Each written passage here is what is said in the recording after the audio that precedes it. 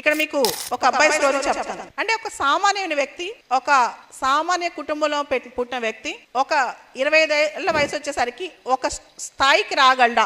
చాలా మంది డౌట్ ఉంటుంది, రాగలడా?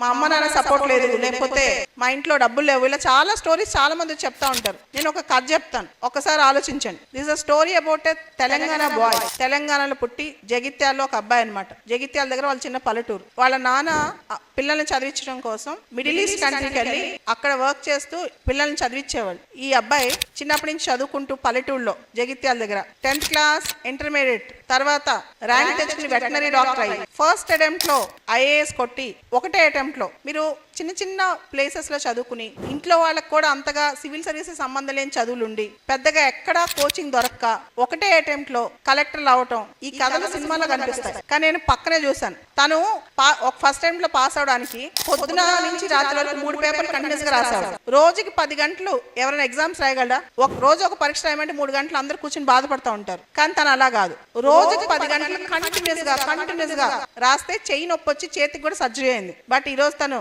ఐఏఎస్ అయ్యి ఇప్పుడు ముస్సూరిలో ట్రైనింగ్ లో ఉన్నాడు. తన పేరు శరత్ నాయక్.